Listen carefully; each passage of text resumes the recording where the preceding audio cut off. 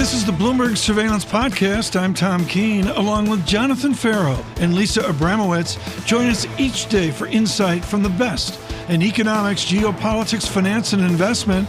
Subscribe to Bloomberg Surveillance on Demand on Apple, Spotify, and anywhere you get your podcasts. And always on Bloomberg.com, the Bloomberg Terminal, and the Bloomberg Business app. Torsten Slok of Apollo Global Management was on Williams R-Star. Torsten, I was absolutely thunderstruck by the responses. Campmany out at 4%, Lee Farage in a 3 handle, and even you going all unanchored on Williams and suggesting we go from this 2% nirvana up to something higher, under 3%, but something higher. How does our world change if we get a new interest rate regime out there somewhere? Well, I do think a very important implication is that then the cost of capital will be higher.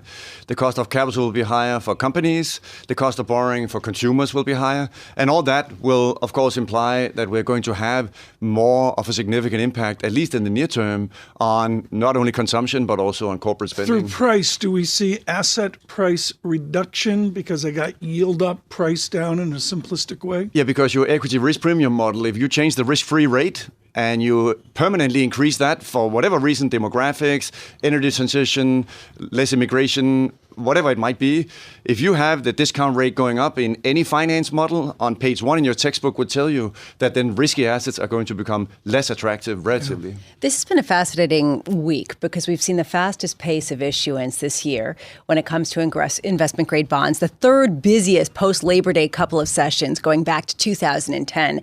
Companies are saying, okay, rates are going to be higher for longer. We're going to sell debt because you know what? We're going to have to just absorb these higher costs. Isn't this a positive sign that they're actually able to absorb these costs and able to access the credit markets and things keep going even if at a more expensive rate? Well, I mean, broadly speaking, of course, September is mainly having a lot of issuance because the summer normally has relatively low levels of issuance. So first, there's a seasonal issue why issuance has been so high this week. But the other issue is also that, well, we're at the same time in the background seeing that the high yield default rate is actually moving up quite quickly in the last 6 months. We're now, at least on the Moody's default rate, we are at around 4%. And if we keep rates at these levels, you know, every day on the Bloomberg terminal, you see stories about their companies that cannot get a new loan, companies that cannot roll over an existing loan, in particular for lower rated companies with higher leverage, and especially when it comes to interest coverage ratios. Interest coverage ratios, which measure earnings divided by interest expense, is coming down both for IG quite quickly and also for high yield. So it is not the case that all firms just have locked in long duration of lending. It is the case that we are actually seeing interest coverage ratios going down both for the IG and high yield index. This is fascinating, the spike up that we're seeing in high yield defaults, albeit from really low rates and albeit still at historically low levels. When you pass that out, or you basically model the next 6 months, the next 12 months, do you end up with an acceleration of these defaults, or does it kind of plateau? Are we seeing the pain now as some of the rate hikes come into the market? Well, this is really important because so far, the soft landing argument is that it has been very orderly, the slowdown in the labor market. It's been very orderly, the slowdown in inflation. So what's the problem? Well, the problem is that in the background, if you have this increase in default rates, especially in high yield, and remember the high yield industry basically has employment of roughly 11 million people in the economy, so it's not small.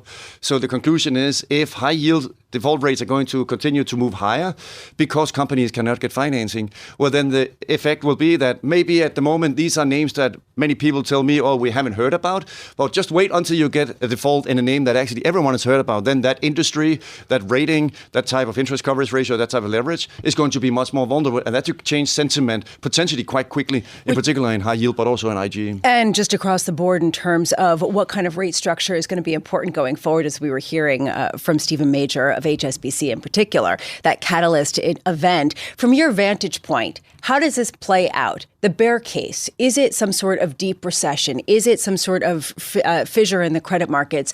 Or is this just a recession, the one that everyone was calling for earlier this year? So I do think that it will be a continuation of what we're seeing. The Fed, the ECB, they are stepping harder and harder on the brakes.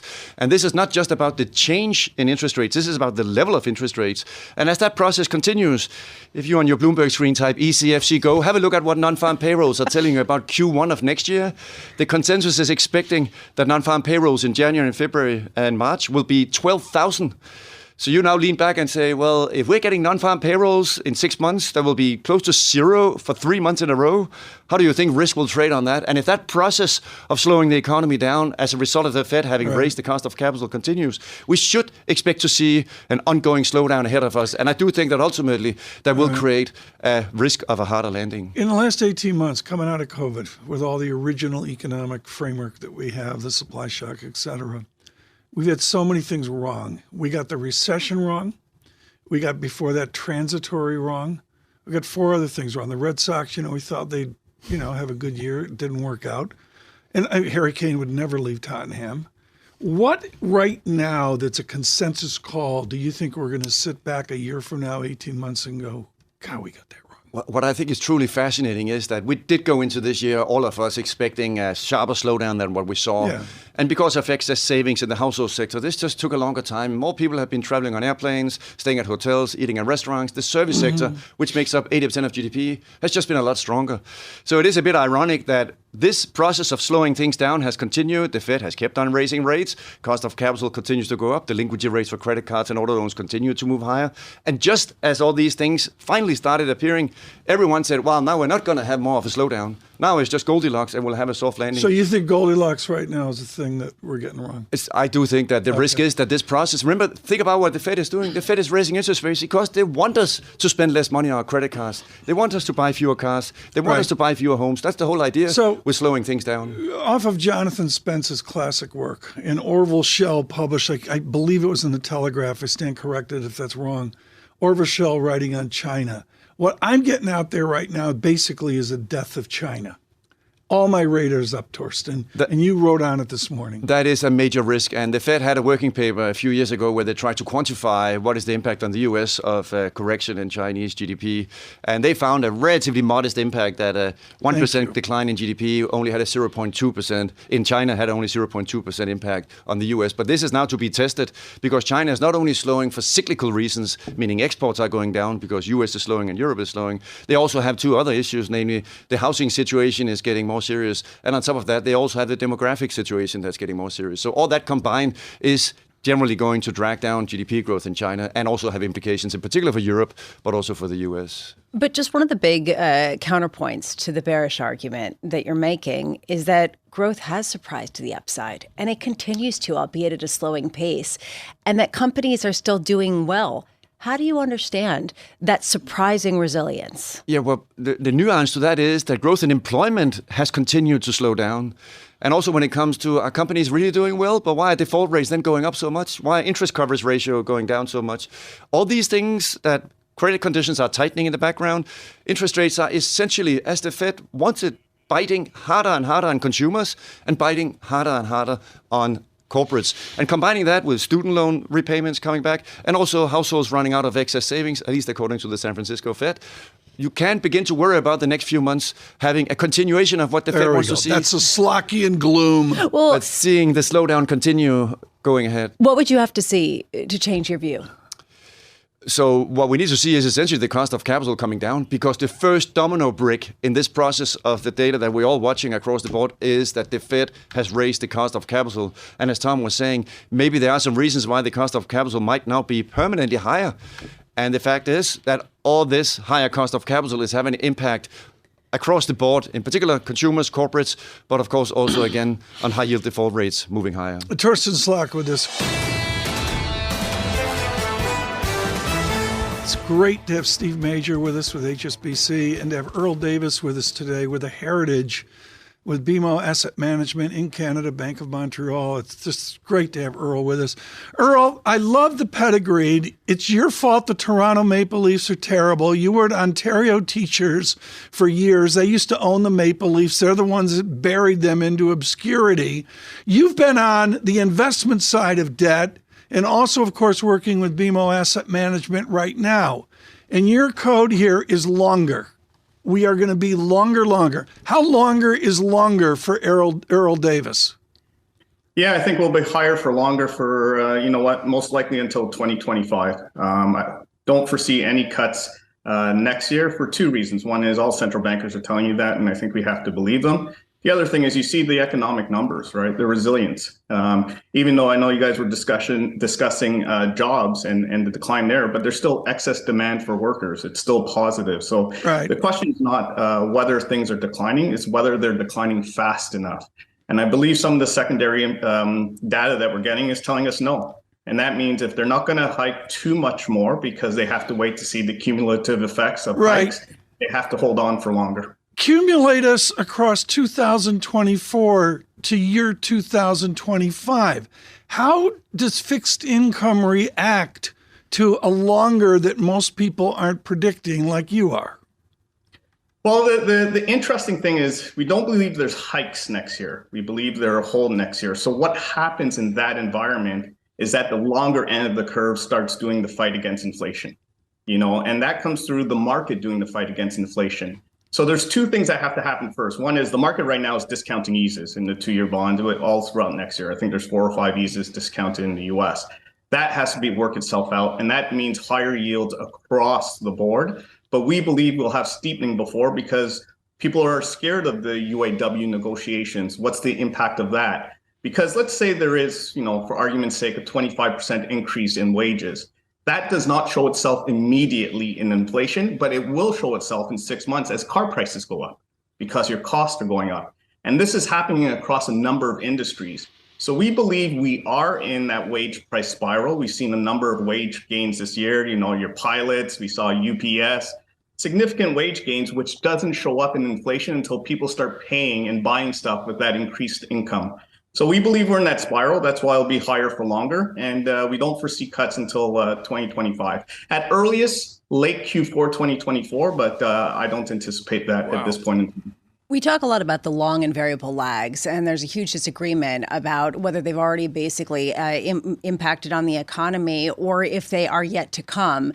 Aside from just the Treasury market, when you take a look at credit, are you seeing companies being able to absorb some of the higher rates and all of the debt sales that we've seen over the past couple of days?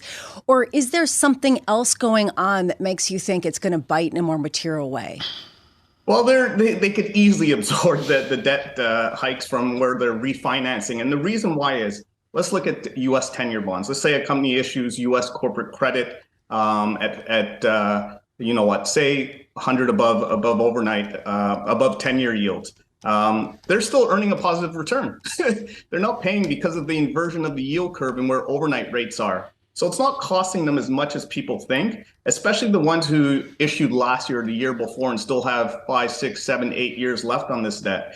I think this is part of the story and part of the reason why we're seeing the resilience in the market that we're seeing, especially from corporates. There's no earnings recession. There's no margin compression at this point in time. And that's something that has to change for inflation to come down as well. If you do have some sort of wage price spiral, are you saying, Earl, that we're on the cusp of a reacceleration of the U.S. economy that people are not foreseeing and that slow sort of soft landing and decline is not an accurate portrayal? That's a great question. The answer is it depends.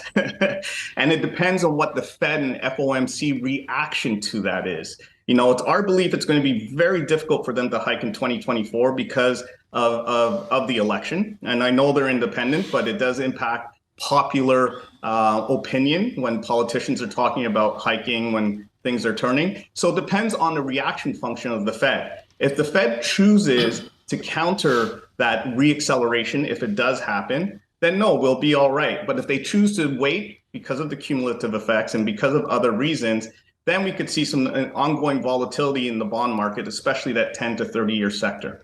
Oh, that word but. Can I pick up on that? They're independent, but I've always struggled with that, Earl. They're either independent or they're not. There's no buts about it. Why is there always that but? I'll give you the but. Let me answer that question Sure. for you. They are independent, but the politicians, Congress, Senate, they could change the mandate of the Fed in 5 years. So they're independent now, but the reaction function in 5 years in regards to the ongoing mandate, that's subject to change. That's not permanent. Interesting. Oh, you think that might change then?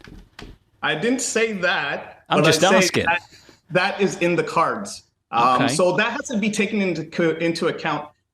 Let me look at it, rephrase it. I'm a fixed income trader. I look at net present value. So which means your cash flows over the next 10 years. when the FOMC makes a decision, they have to look at what's the impact, not just immediately, but next year, 2 years, 3 years, 4 years, 5 years. Part of that calculus is what I'm saying. And that's what you have to distill back to ensure that you have longevity in what you do. And that's how we kind of see the game theory of monetary policy, fiscal policy, and that's how we put our risk on. We look at this and we incorporate that into our risk taking. That's fascinating. Oh, thank you. Thank you for the explanation. Earl Davis there of BMO Asset Management.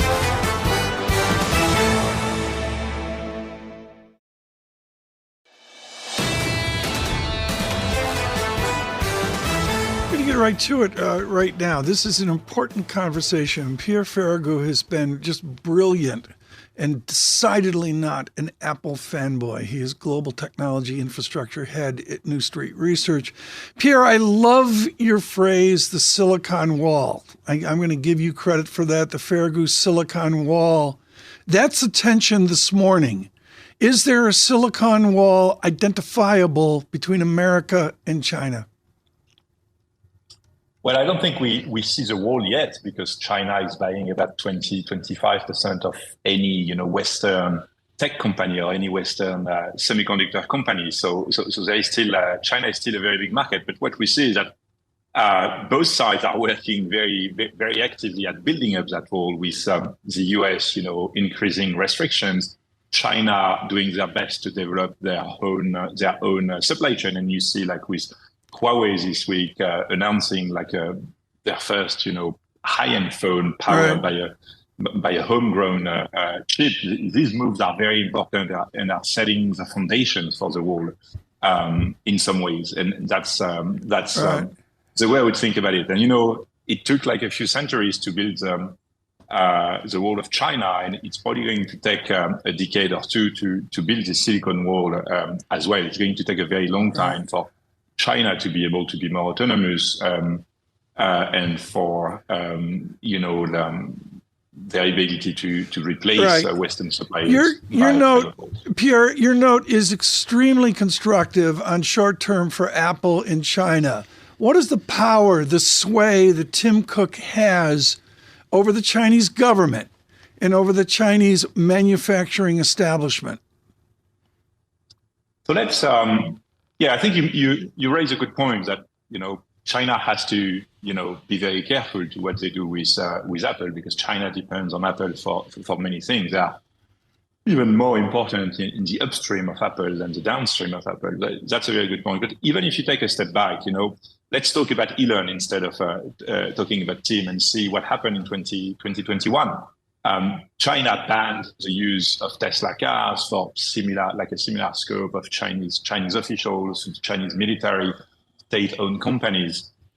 And how is Tesla doing in China these days? Pretty well. So, these bans, the direct impact of these bans is very, very, and to be honest, actually invisible. You don't even see it.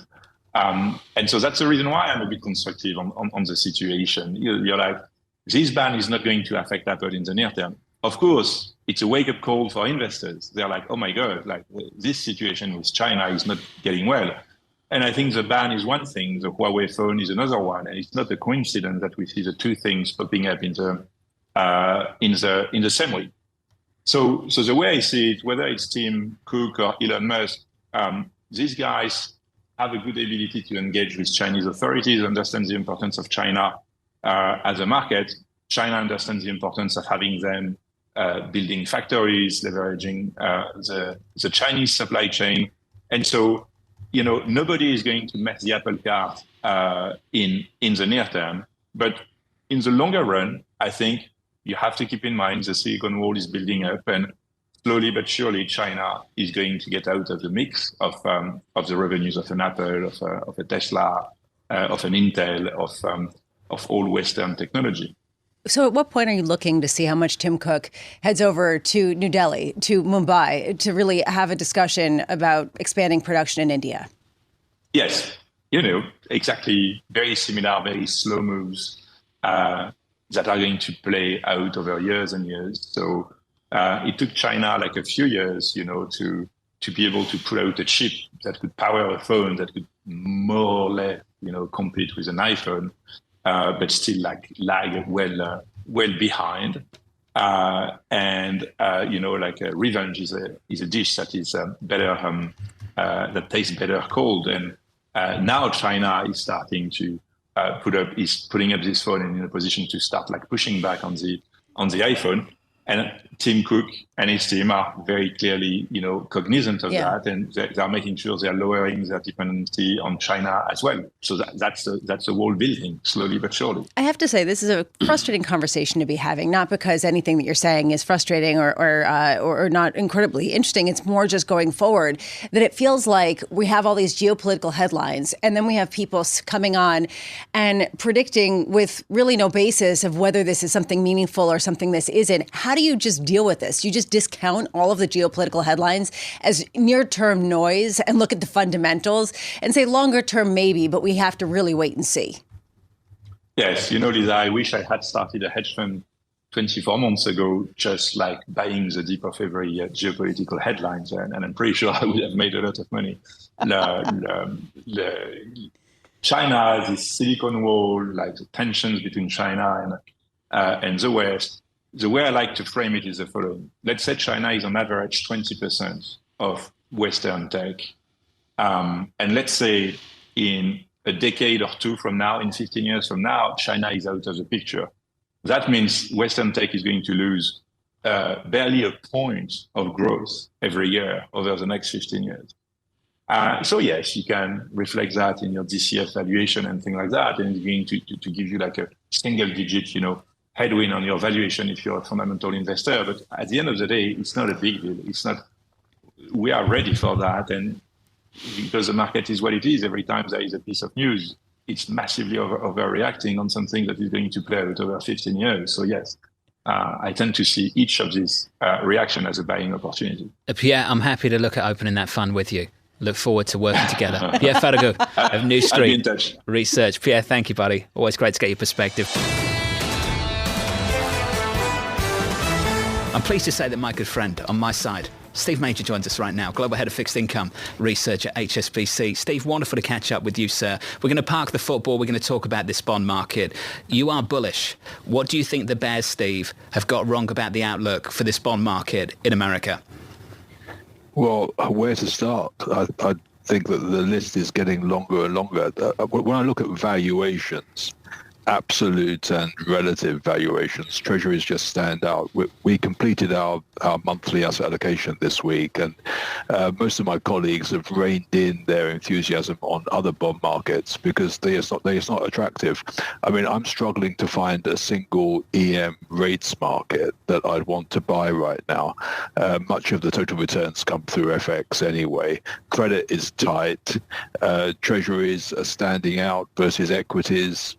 But at some stage, people are going to start moving from bills into bonds because they're going to start thinking about the opportunity cost. I'll tell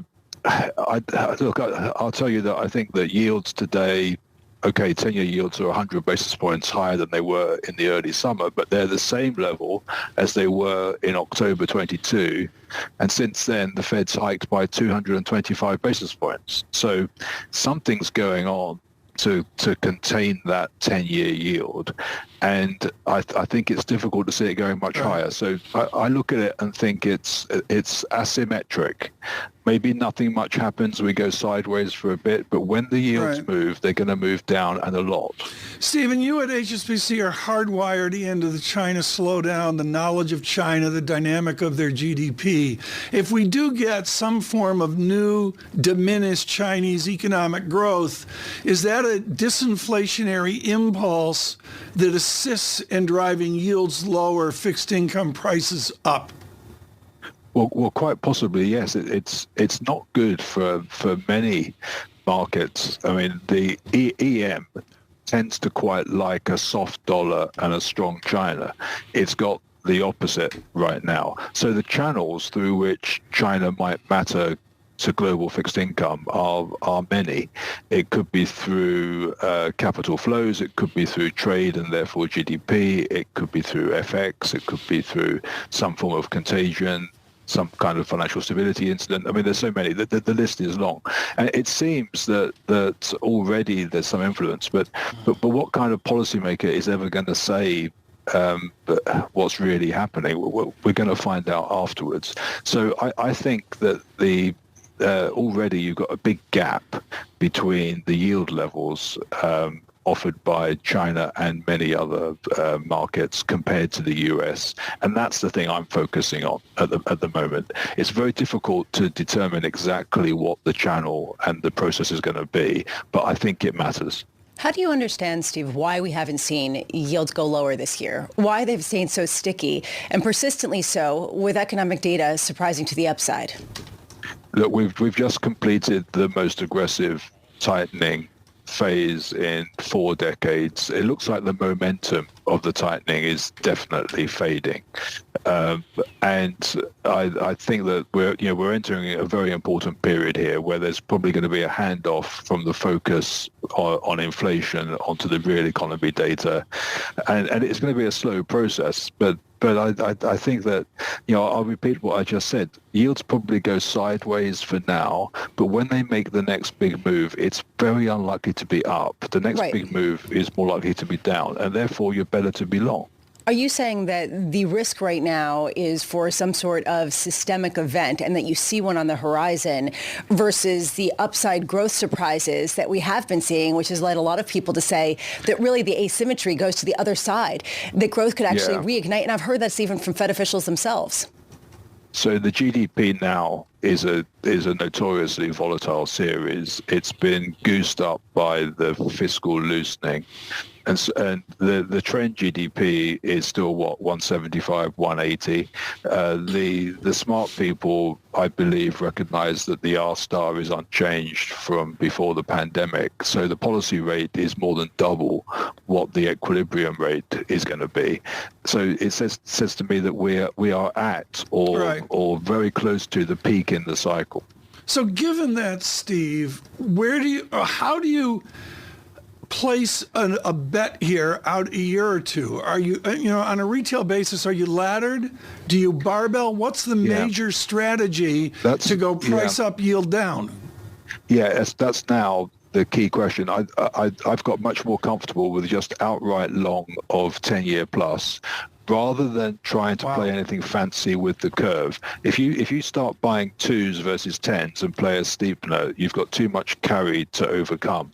And so the strategy favors taking duration over yield curve exposure right now. I can't say enough, John, how important that is to see a bullet approach from a major bank. You don't see that nowadays. Everybody wants to do ballet, fancy CFA garbage. A major just says, shut up and buy it. We're talking about treasuries here, Steve. Let's talk about that trade relative to what you expect to happen in the UK, in Europe. Is it a similar story, Steve, or is it different? Well, the UK might be leading things today, at least. It happens occasionally, doesn't it? I think for every 100 days, maybe there's 5 to 10 days when the UK and the Eurozone can pull the US around. And today might have been one of those. The front end of the UK got some life into it. It seems like the UK could be at the peak. The data's supporting that. So it's all connected. I just think that at the moment, the relative value between treasuries and bunds and gilts and Aussie, Canada, it favors treasuries. Just run a spread series of the markets. And that's what's struck me, is that it's a relative argument, not just an absolute one. Steve, final question. Top 4, West Ham. What does James Ward-Prowse have to do to get a call-up for the national team? Hasn't he been great? What a joy. Surely he must be on the list, but it's been a joy to watch. Just snubs by Southgate continuously. I don't get it. TK. I read the press on this, Henry Winder and all that, and you guys are vicious over there. I mean, we don't have this discussion. Oh, it's pretty brutal stuff, brutal stuff, yeah. The tabloids. Nasty. The sports pages. Steve, thank you, sir, for the update on the bond market and a sneak peek of some of the football chat as well over in England. Steve Major of HSBC.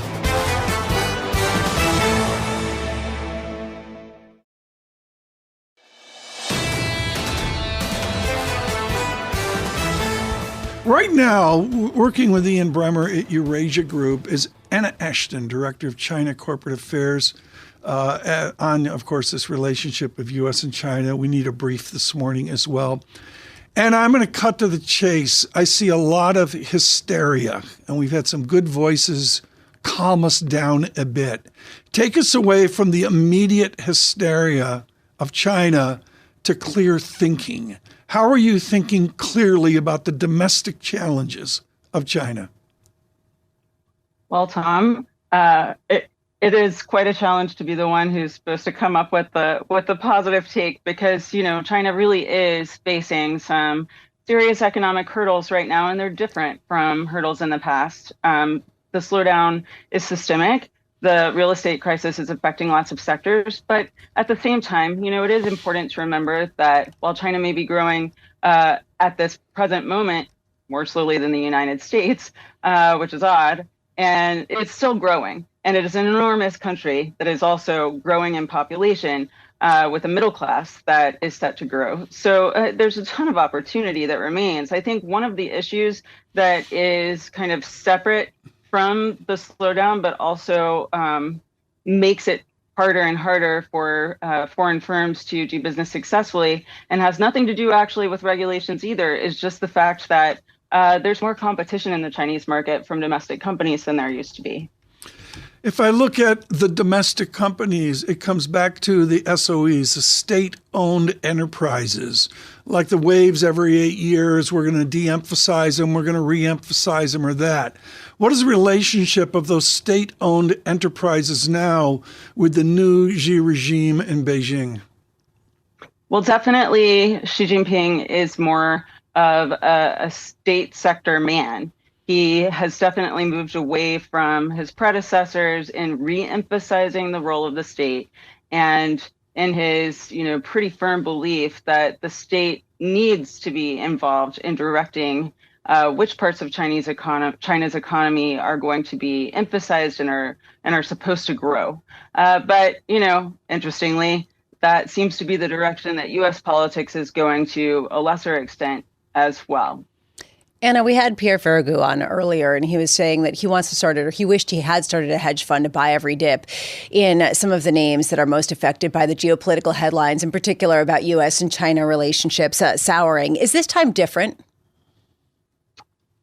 On the one hand, I would agree with him. How many times has there been a prediction that China was the coming collapse of China, that China had reached the end of its miracle of growth and development? But so I tend to err on the side of China will figure it out, because there have been all of these times in the past when we thought it was different too. But there are some serious differences here. A big one is that there's really no way for China to try to come in and bail out the economy and rescue growth with a huge stimulus the way it has done in the past, without reinflating the real estate bubble. And if they did come in with a stimulus, it wouldn't necessarily do what they truly need it to do, which is increase consumer and private sector confidence so that there's more consumption. And that really is a change. Do you also think, Anna, that there needs to be, or that there will be, more of a response from the U.S. in light of the fact that the new development in the Chinese phone was released during the Commerce Secretary's visit to China? Gina Raimondo was there. The timing very much trying to thumb the nose at the U.S. government, and that there seems to be a much more direct tit for tat. There's definitely a much more direct tit for tat.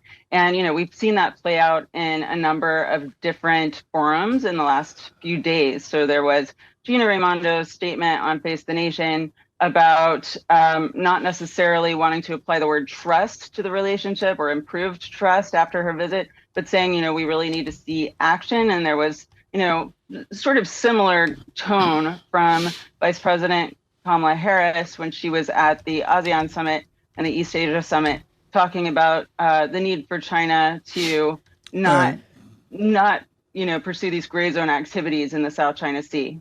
Sorry, Anna, go ahead. Al, thank you, and I greatly appreciate it. Too short a visit today. Let's do it again. Somehow we will with China.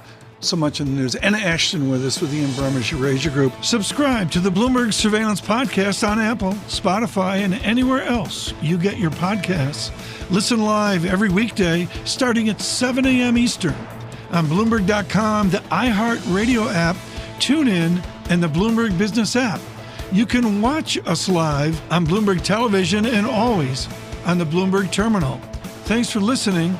I'm Tom Keene, and this is Bloomberg.